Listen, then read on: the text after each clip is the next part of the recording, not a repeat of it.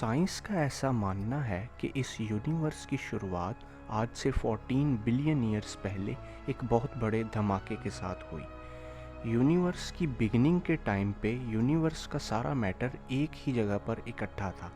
उस पॉइंट को point of singularity और बिगिनिंग भी कहा जाता है।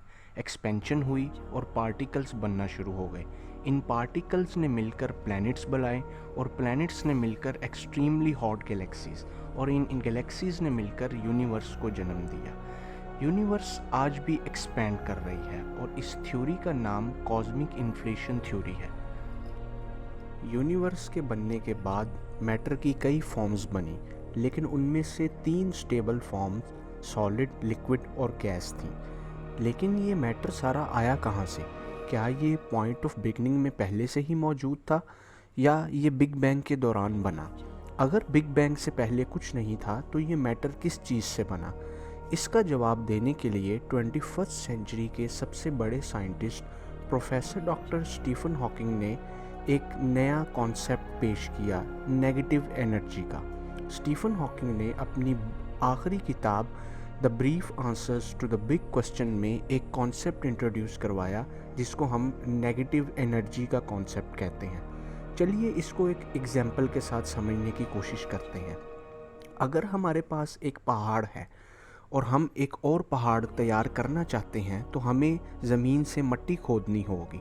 उस मिट्टी को खोदने के दौरान हम ज़मीन में इतना ही बड़ा होल करेंगे जितना बड़ा पहाड़ हमें ज़रूरत है।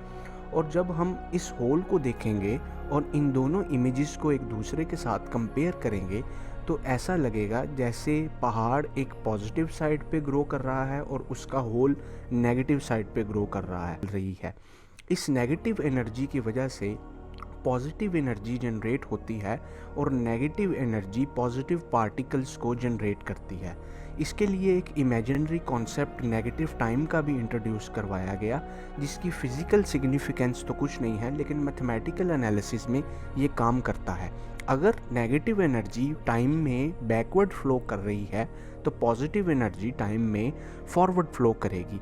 इसी तरह अगर हम अपनी 2 माउंटेन्स की एग्जांपल को देखें तो एक स्पेस में अपवर्ड ग्रो कर रहा है और दूसरा स्पेस में उतना ही डाउनवर्ड ग्रो कर रहा है।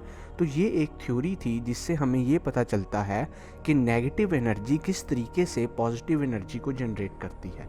बिग बैंग क्यों हुआ? क्या ये एक रैंडम प्रोसेस था या इसके पीछे गॉड्स थे? क्या मल्टीपल गॉड्स थे या एक ही सुपर नेचुरल एजेंसी थी? क्या हम किसी एडवांस सिविलाइजेशन की कंप्यूटर स्टिमुलेशन में हैं? ये कुछ ऐसे सवाल हैं जिनका जवाब ना तो इंसान ने कभी ढूंढा है और शायद ना ही फ्यूचर में कभी ढूंढ सके। कमेंट्स में अपनी राय का इजहार ज़रूर कीजिएगा।